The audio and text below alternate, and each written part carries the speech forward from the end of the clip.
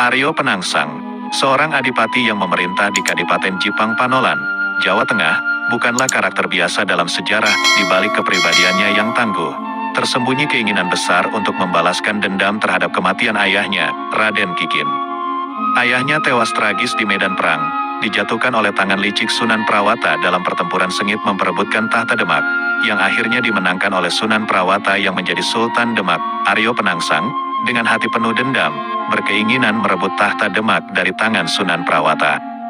Tidak hanya sebuah keinginan spontan, tetapi lebih dari itu, Aryo Penangsang memutuskan untuk mengutus pembunuh bayaran untuk mengakhiri kehidupan Sunan Prawata.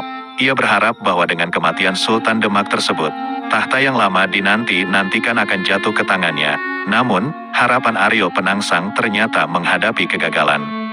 Sebaliknya, tahta Demak malah jatuh ke tangan Mas Karebet, yang dikenal sebagai Jaka Tingkir dan bergelar Sultan Hadiwijaya, seorang menantu dari Sultan Trenggana.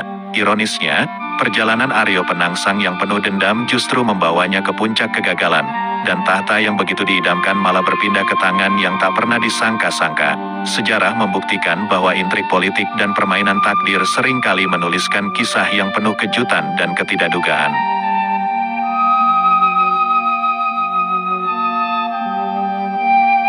Di era pemerintahan Sultan Hadiwijaya, transformasi besar terjadi ketika ia memutuskan untuk memindahkan pusat pemerintahan ke Pajang, sambil memberikan sentuhan magis dengan mengganti nama menjadi Kesultanan Pajang. Pada gilirannya, berubah menjadi kabupaten yang diperintah oleh Adipati Arya Pangiri. Namun, perubahan ini tidak diterima dengan hati lapang oleh Arya Penangsang. Dendam yang menyala di dalam hati Arya Penangsang semakin berkobar ketika ia mengetahui pergeseran kekuasaan tersebut. Dalam upaya untuk membalaskan dendamnya, Arya Penangsang mengirimkan Abdi Jipang untuk menjalankan misi membunuh Sultan Hadiwijaya. Untuk memastikan keberhasilan rencananya, Arya Penangsang memberikan keris legendarisnya, Ki Brongot Setan Kober, kepada Abdi tersebut. Namun, takdir berkata lain, Abdi Jipang gagal dalam upayanya membunuh Sultan Hadiwijaya. Malah, mereka diizinkan pulang dengan hadiah.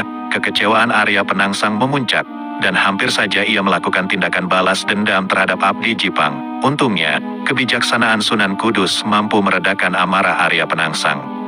Sunan Kudus, yang juga menjadi pembela Arya Penangsang, menciptakan rencana baru untuk membunuh Sultan Hadiwijaya dengan menyamar sebagai upaya perdamaian antara Arya Penangsang dan Sultan Hadiwijaya. Mereka semua diundang ke rumah Sunan Kudus, di mana kursi dengan Raja Kalacakra, lambang kesialan, telah disiapkan sebagai tempat duduk Sultan Hadiwijaya. Tetapi, kecerdasan Ki Ageng Pemanahan yang hadir bersama Sultan Hadiwijaya menghindarkan bencana.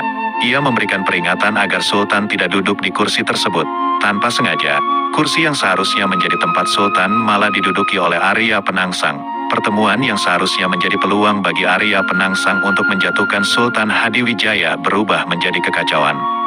Sebagai gantinya, terjadi duel antara Sultan Hadiwijaya dan Arya Penangsang, yang akhirnya dilerai oleh Sunan Kudus. Arya Penangsang, meski merasa dikhianati oleh gurunya, harus mengakui kelalaiannya sendiri saat duduk di kursi yang semestinya dihuni oleh Sultan Hadiwijaya.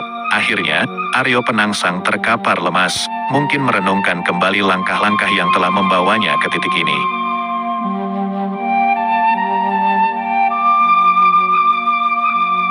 Sultan Hadiwijaya, yang mengetahui malapetaka yang menimpa Arya Penangsang, tidak tinggal diam.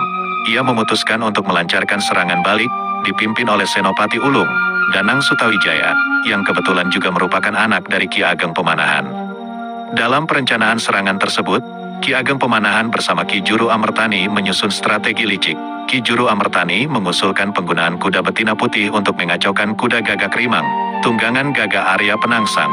Penyerangan direncanakan di bentaran Sungai Bengawan sore, sementara Arya Penangsang sedang meradang setelah menerima surat tantangan dari Kesultanan Pajang. Prajurit Pajang telah tiba di Sungai Bengawan sore, dan dengan taktik cerdik dari Ki Juru Amertani, mereka berhasil memprovokasi prajurit Jipang untuk menyeberangi sungai. Kelelahan prajurit Jipang saat menyeberangi sungai memberikan keuntungan bagi prajurit Pajang, yang berhasil mengalahkan mereka dalam pertempuran. Terkadang, kebijakan tak terduga bisa membuat situasi semakin memanas. Arya Penangsang yang merasa dipermainkan semakin terpancing emosinya, ditambah lagi dengan tingkah kuda Gagak Rimang yang sulit dikendalikan karena tergoda oleh kuda betina Danang Sutawijaya yang ekornya telah dipotong. Danang Sutawijaya melihat peluang ini dan dengan cepat menghunuskan tombak Kiai Pleret.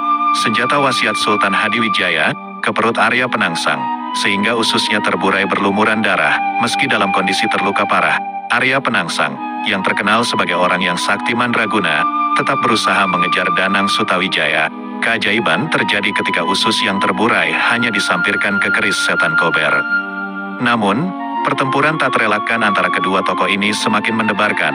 Danang Sutawijaya hampir kalah, dan Arya Penangsang berusaha menghunuskan kerisnya ke dada Danang Sutawijaya. Namun, dalam kegelapan pertarungan, Arya Penangsang lupa bahwa ususnya tersampir ke keris tersebut. Saat mencabut keris dari wadahnya, ususnya terpotong.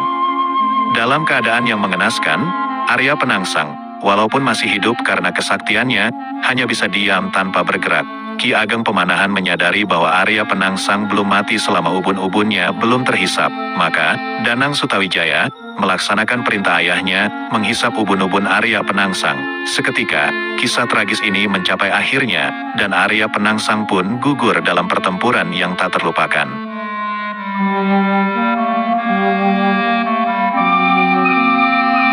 Dalam catatan serat dan babat, kelahiran Arya Penangsang pada tahun 1505 di Lasem menjadi sebuah kisah yang melibatkan keturunan bangsawan dan alur garis keturunan yang rumit.